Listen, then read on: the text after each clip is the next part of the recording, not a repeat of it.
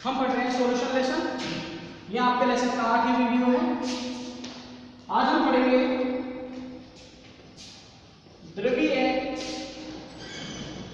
विलयनों का वास्ता। द्रव्य विलयनों का वास्ता। इससे पहले हमने पढ़ा विलेयता। क्या पढ़ा भाई हमने इससे पहले? विलेयता पढ़ा। और विलेयता हमने दो प्रकार की पढ़ी, ठोसों की, द्रव में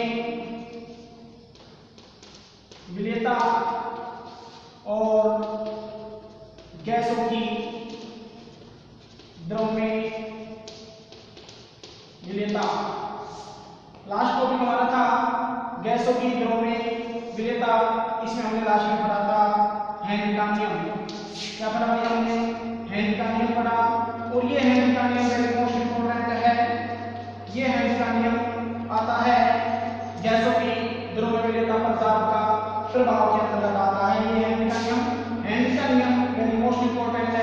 हेनरी के नियम की परिभाषा, हेनरी नियम के गणित, हेनरी नियम का गणितीय रूप, हेनरी नियम का ग्राफ और हेनरी नियम की सीमाएं। ये नियम या तो आ सकता है 2 नंबर का, या फिर इसमें से अंदर से क्वेश्चन आएंगे तो 1-1 नंबर के आ सकते हैं। ध्यान रखना भाई, इस हेनरी नियम को वो 2 नंबर का पूछ सकता है और 1-1 नंबर का वो पूछ सकता है। हेनरी नियम की सीमाएं 1 नंबर की पूछ सकता है। हेनरी नियम की परिभाषा 1 नंबर की आ सकती है। हेनरी नियम का गणितीय रूप, हेनरी नियम का ग्राफ 1 नंबर का आ सकता है। आप ध्यान रखना इसको, ठीक है भाई? अच्छी तरह से पढ़ लेना इसे। और आपको अच्छे नंबर लाने हैं तो एक ही काम करना है, राजस्थान बोर्ड की जो बुक है उसी को पढ़ना है आपको, और कुछ भी नहीं पढ़ना है भाई आपको, और कुछ भी नहीं पढ़ना है। अच्छे नंबर लाने हैं, राजस्थान बोर्ड की बुक है वही पढ़ो आप। उसके एग्जाम्पल्स उसमें जो भी तरह का है आपको, चाहे एग्जाम्पल्स हो चाहे क्वेश्चन हो, वही पढ़ने आपको। अदरवाइज कुछ भी नहीं करना है, कोई भी गाइड नहीं करनी है आपको, राजस्थान बोर्ड की बुक ही पढ़नी है। ठीक है भाई? तो देखो द्रव्य विलयनों का वास्ता। द्रव्य विलयनों का वास्ता क्या है? देखो इसे हम द्रव्य विलयनों का वास्ता 2 तरह से समझ सकते हैं। हमारे पास में 2 पात्र हैं। एक तो है खुला पात्र। एक कौन सा है? खुला पात्र है।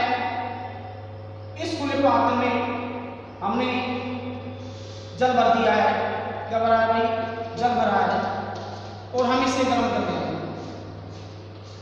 क्या कर रहे हैं भाई? गर्म करते हैं इसे। खुले पात्र को गरम कर रहे हैं। इसे इस खुले पात्र को गर्म कर रहे हैं। तो ध्यान रखना, खुले पात्र में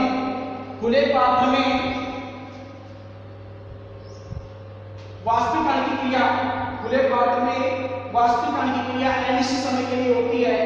खुले पात्र में वाष्पीकरण की क्रिया अनिश्चित समय के लिए होती है, ये ध्यान रखना। और बंद पात्र में वाष्पीकरण की क्रिया निश्चित समय के लिए होती है। हम कह सकते हैं कि इसमें अनिश्चित समय तक नहीं होती है। बंद पात्र में वाष्पीकरण की क्रिया अनिश्चित समय तक नहीं होती है, जबकि खुले पात्र में वाष्पीकरण की क्रिया निश्चित समय के लिए होती है। समझो इससे अब क्या है। देखो भाई, हमारे पास 2 पात्र हैं। एक पात्र बंद है, एक पात्र हमारे पास में खुला है। खुले पात्र में वाष्पीकरण की क्रिया अनिश्चित समय के लिए होती है। देखो आपने गर्म किया इसे, जल गर्म होगा यहाँ से और वाष्प में बदलेगा, और वाष्प के अणु, जल के वाष्प के अणु वायुमंडल में विलीन हो जाते हैं। और ये क्रिया होती है अनिश्चित समय के लिए। अनिश्चित समय के लिए होती है। क्यों? आपने इसे गर्म किया, गर्म करने पर वाष्प, जल के अणु वाष्प में बदलेंगे और ये वाष्प वायुमंडल में फैल जाएगी। इधर देखो, आपने बंद पात्र में जल लिया और इस जल को गर्म किया। आपने गर्म कर रहे हो, जल के अणु वाष्प में बदलेंगे, जल के अणु वाष्प में बदलेंगे और ये वाष्प के अणु पात्र की सतह पर चिपक जाएंगे। पात्र की सतह से टकराएंगे, ये कैसे चिपक जाएंगे? संघनन की क्रिया के द्वारा ये वाष्प के अणु वापस जल में बदलने लगते हैं। इसमें बदलेंगे भाई, ये जल में बदलेंगे। इसलिए हम कहते हैं कि ये जो क्रिया होती है वाष्पीकरण की क्रिया, ये अनिश्चित समय के लिए नहीं होती है, अर्थात निश्चित समय के लिए होती है। जल के अणु वाष्प में बदले और वाष्प के अणु वापस किसमें बदल गए? जल में बदल गए, संघनन क्रिया के द्वारा। संघनन क्रिया के द्वारा वाष्प में बदल गए। ठीक है भाई, समझ आ गया? समझ आ गया होगा। देखो वाष्पन दो क्रिया होती है भाई, वाष्पन और दूसरी होती है संघनन। दो क्रिया होती हैं, वाष्पन और एक होती है संघनन। वाष्पन में तो होगा जल किसमें बदलेगा भाई? वाष्प में बदलेगा। किसमें बदलेगा? वाष्प में बदलेगा। ये तो होती है वाष्पन। और वाष्प किसमें बदल जाएगी? जल में बदल जाएगी। ये होगी संघनन। क्या होगी भाई? संघनन। एक बार फिर समझ लो, वाष्पन और संघनन।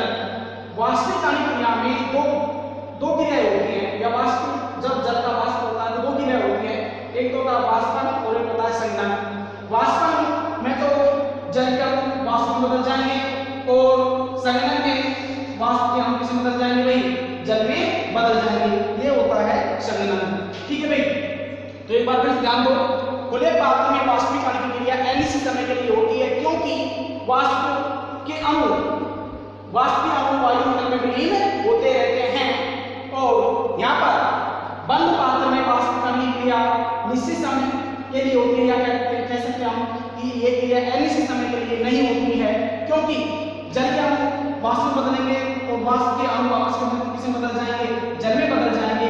ये क्रिया होती है निश्चित समय के लिए, या हम कह सकते हैं कि अनिश्चित समय के लिए नहीं हो सकती है या नहीं होती है।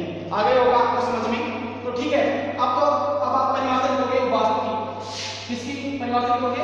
वाष्प दाब की परिभाषा आप लिखोगे। तो वाष्प दाब की परिभाषा आपके लिए होगी, वाष्प दाब की परिभाषा क्या लिखोगे आप? एक निश्चित ताप पर साम्य अवस्था में, एक निश्चित ताप पर साम्य अवस्था में वाष्प के अणु के द्वारा द्रव की सतह पर उत्पन्न किया गया दाब वाष्प दाब कहलाता है। नोट करो इसे। एक निश्चित ताप पर साम्य अवस्था में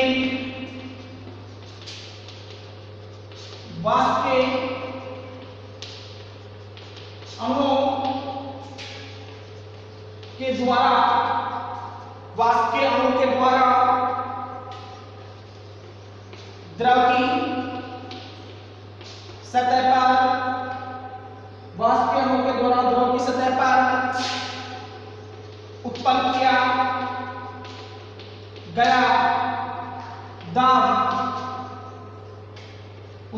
गया दाब वाष्प दाब कहलाता है। क्या कहलाता है भाई? वाष्प दाब कहलाता है। और यह परिभाषा आपके 1 नंबर की आ सकती है। कितने नंबर की आ सकती है भाई? ये 1 नंबर की परिभाषा आपसे पूछ सकता है कि वाष्प दाब क्या है या किसे कहते हैं। तो ये परिभाषा सिंपल सी है, याद रखना। इसको एक बार रिपीट कर लो। एक निश्चित ताप पर साम्य अवस्था में वाष्प के अणु के द्वारा द्रव की सतह पर उत्पन्न किया गया दाब वाष्प दाब कहलाता है। समझो इसे। देखो, हमने वाष्पीकरण की क्रिया किसमें की? बंद पात्र में की। किसमें की भाई? बंद पात्र में की हमने। देखो समझो इसे, वाष्पीकरण की क्रिया बंद पात्र में हमने की है।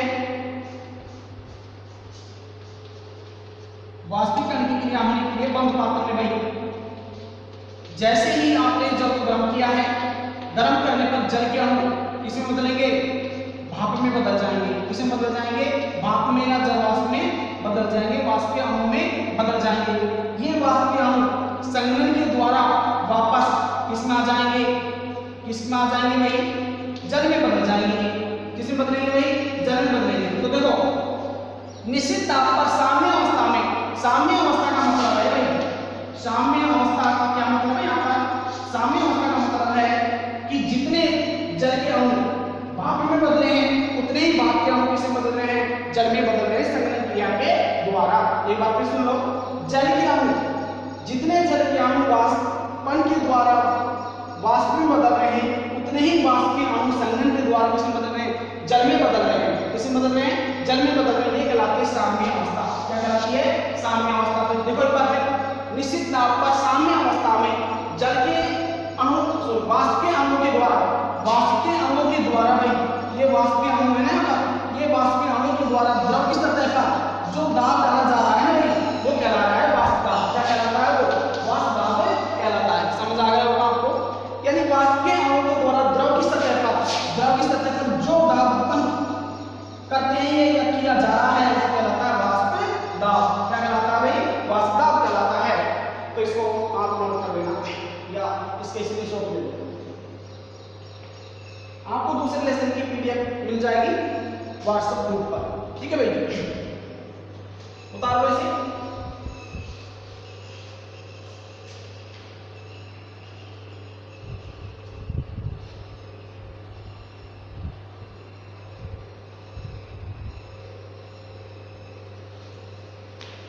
तो देखो आगे,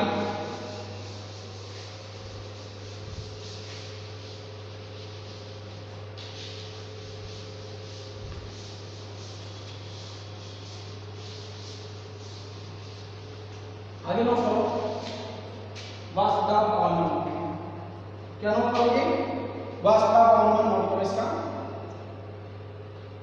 वाष्प दाब अवनमन, वाष्प दाब अवनमन, अवनमन। देखो क्या हुआ ये? अवनमन, अवनमन का मतलब है कमी। किसमें कमी? वास्तव में कमी। और वास्तव में कमी कब होगी भाई? वास्तव में कमी होगी जब किसी विलायक में आप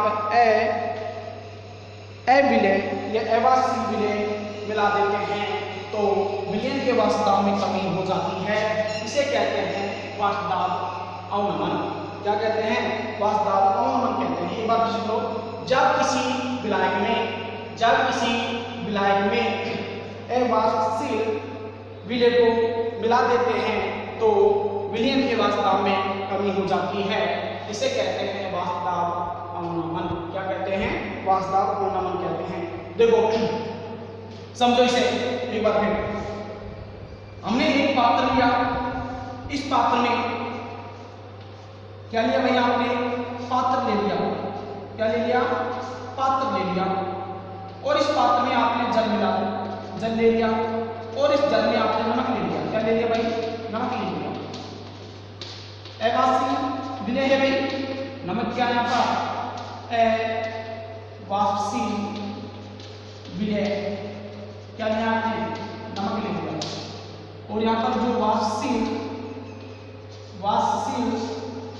विलायक है वो क्या है आपका? जल है। क्या भाई? जल है। तो देखो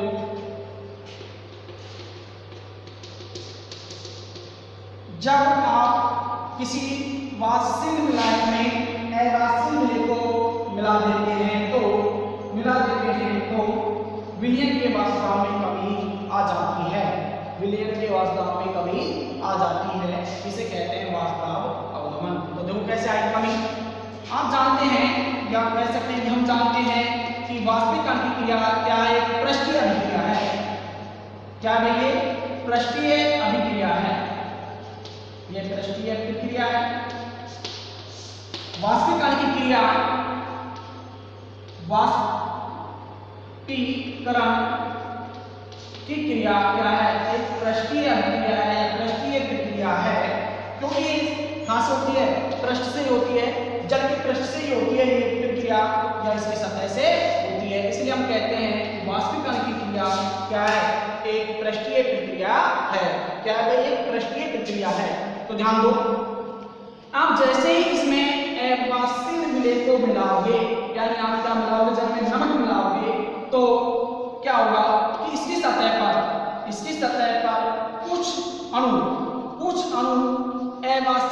विलय यानी नमक के भी आ जाएंगे, और नमक के जब यहाँ पर अणु आ जाएंगे तो विलय के अणु की संख्या क्या हो जाएगी, यहाँ पर कम हो जाएगी, और कम हो जाएगी तो यहाँ पर जो वाष्प दाब होगा वो विलय के अणु के द्वारा डाला जाएगा। क्या यहाँ पर जो वाष्प दाब जो डाला जाएगा, यहाँ पर जो दाब डाला जाएगा वो विलय के अणु के द्वारा ही डाला जाएगा यहाँ पर, और यहाँ पर विलय के अणु के द्वारा जो दाब डाला जाएगा वो क्या होगा भाई, कम होगा, कम हो जाता है। इसलिए क्या हो गया कि विलयन का वाष्प दाब विलय की तुलना में कम हो जाता है, विलयन का वाष्प दाब विलय की तुलना में कम हो जाता है। इसे कहते हैं वाष्प दाब अवनमन। क्या कहेंगे भाई, वाष्प दाब अवनमन कहेंगे इसे हम। ठीक है, एक बार फिर समझो क्या होता है। वाष्पशील विलायक में अवाष्पशील विलय को मिलाने पर वाष्पशील विलायक में अवाष्पशील विलय को मिलाने पर विलयन के वाष्प दाब में कमी आ जाती है, इसे कहते हैं वाष्प दाब अवनमन।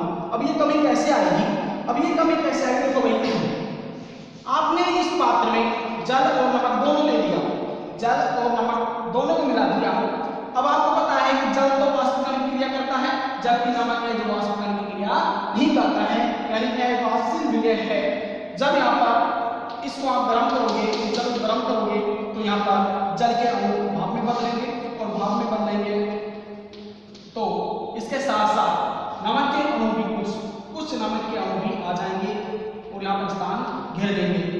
जब ये नमक के अणु आ जाएंगे तो विलायक के अणुओं की संख्या यहाँ पर क्या हो जाएगी, कम हो जाएगी। अब कम हो जाएगी तो विलयन का टोटल वाष्प दाब जो क्या हो जाएगा, कम हो जाएगा। कम होने पर हम कहेंगे वाष्प दाब में अवनमन है, या वाष्प दाब में कमी हो गई है। कमी किसकी हुई है, विलयन की। तो आप क्या लिखेंगे, वाष्प दाब अवनमन, वाष्प दाब अवनमन बराबर P minus P not, P minus P not. P है भाई यहाँ पर विलयन का वाष्प दाब, और P नॉट यहाँ पर विलायक का वाष्प दाब, विलायक का वाष्प दाब। सॉरी इसको P not minus P, P not minus P, P not minus P। विलयन का वाष्प दाब विलय की तुलना में कम हो जाता है। तो यहाँ पर जो P नॉट है वो तो है विलायक का वाष्प दाब, और P है यहाँ पर विलयन का वाष्प दाब। क्या लिखोगे, वाष्प दाब अवनमन बराबर P not minus P, P not minus P। ठीक है भाई, तो इसे नोट करो आप, वाष्प दाब अवनमन क्या है।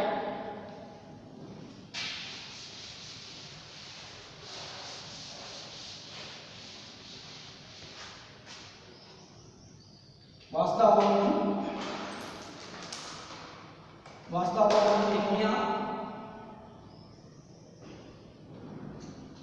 वाष्प दाब अवनमन देखो, जब किसी विलायक में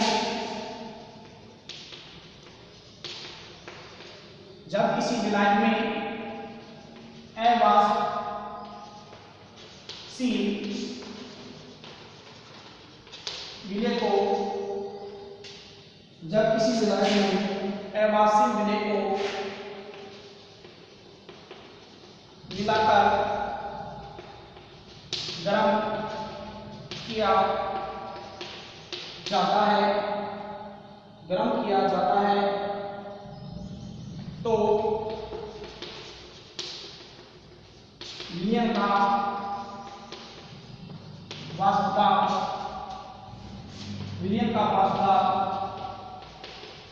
विलायक के वाष्प दाब की तुलना में कम हो जाता है, इसे वाष्प दाब अवनमन कहते हैं। वाष्प दाब अवनमन कहते हैं। यदि शुद्ध विलायक का वाष्प दाब P0 तथा विलयन का वाष्प दाब P है तो आप लिखोगे तो क्या होगा, वाष्प दाब अवमन बराबर P0 minus P। P0 minus P। भाई P0 क्यों आया है? P0 आया है यहाँ पर, जो P0 है यह है विलायक का वाष्प दाब, विलायक का वाष्प दाब, और P यहाँ पर है विलयन का वाष्प दाब। कमी किसमें है? कमी किसमें हो रही है? विलयन के वाष्प दाब में कमी हो रही है, यानी जो ज्यादा है ना उसमें से आप कम को बता दो। कम क्या है यहाँ पर? विलयन का वाष्प दाब है, और अधिक क्या है यहाँ पर? विलायक का वाष्प दाब है, यानी विलायक के वाष्प दाब में से हम विलयन का वाष्प दाब घटा दो तो क्या आ जाएगा? वाष्प दाब अवमन हो जाएगा, वाष्प दाब में कमी हो जाती है। और कमी किसके कारण होती है? अवाष्पित विलय के कारण हो रही है। किसके कारण हो रही है भाई? अवाष्पित विलय के कारण हो रही है। क्यों हो रही है? क्योंकि पात्र की सतह, पात्र में भरे जल की सतह पर अवाष्पित विलय के अणु आ जाते हैं, और आने पर ये अणु आ जाते हैं तो विलायक, शुद्ध विलायक के अणुओं की संख्या पर क्या हो जाती है? कम हो जाती है। इस कारण विलयन के वाष्प दाब में कमी हो जाती है। आगे बात समझ में नोट कर लो इसे, ये इसका स्क्रीनशॉट ले लो।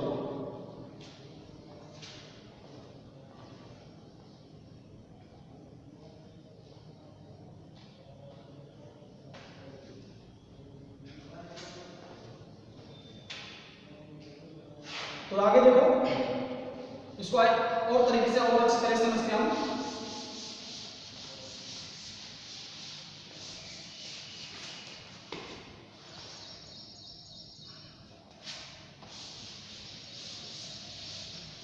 आगे देखो,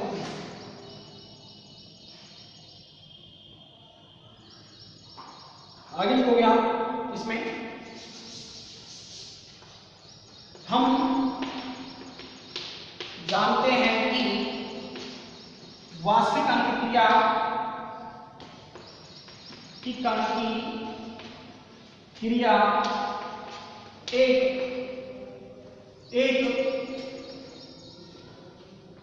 पृष्ठीय प्रक्रिया है, पृष्ठीय प्रक्रिया है, पृष्ठीय प्रक्रिया है। इस प्रक्रिया में विलायक के अणु द्रव की सतह पर आ जाते हैं, द्रव की सतह पर आ जाते हैं। इनके साथ ही वाष्पशील विलय के अणु भी आ जाने से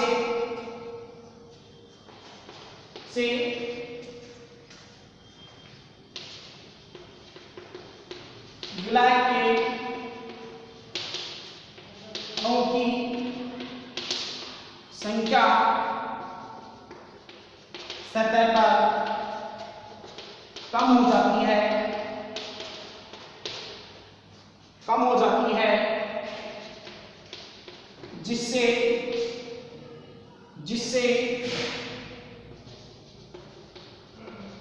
विलयन के वाष्प दाब में कमी आ जाती है, विलयन के वाष्प दाब में कमी आ जाती है, विलयन के वाष्प दाब में कमी आ जाती है। इसे कहते हैं हम वाष्प दाब अवनमन। क्या कहेंगे भाई? हम इसे वाष्प दाब अवनमन कहेंगे। ठीक है, उतारो से।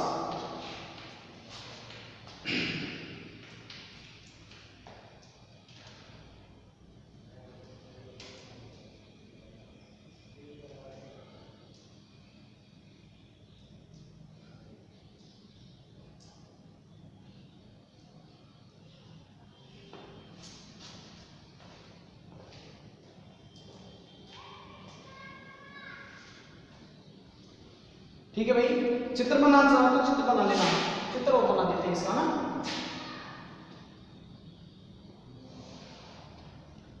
दो चित्र बनाऊंगा इसमें।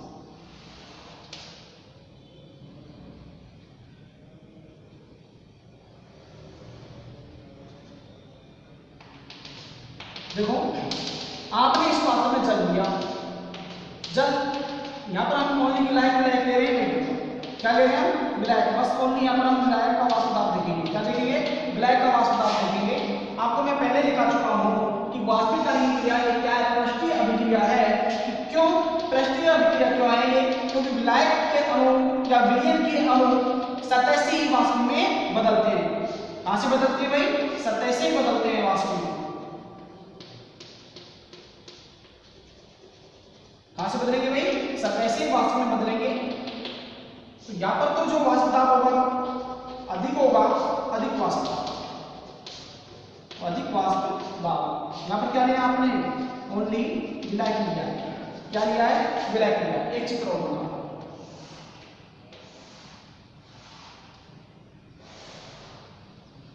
ये विलयन का है, और विलयन वह है जिसमें विलायक तो है वाष्पशील, जबकि विलय क्या है अवाष्पशील है। और अवाष्पशील विलय होने के कारण इस विलयन का वाष्प दाब कम हो जाता है। क्यों कम हो जाता है, वाष्पीकरण अभिक्रिया पृष्ठीय अभिक्रिया होने के कारण विलायक के अणु द्रव की सतह से वाष्प में बदलते हैं, और यहां से वाष्प में बदलते हैं, और इसी जगह पर अविलय अवाष्पशील विलय के कण भी आने से विलायक के अणु की संख्या कम होने से वाष्प दाब कम हो जाता है। तो आप लिखोगे यहाँ पर वाष्प दाब, कम वाष्प दाब, कम वाष्प दाब, ये तो है विलयन। इस विलयन में इस विलयन में वाष्पशील विलायक है और अवाष्पशील विलय है। ठीक है, अवाष्पशील विलय होने के कारण ही वाष्प दाब क्या होता है, कम होता है। ठीक है, नोट करो इसे। ठीक है।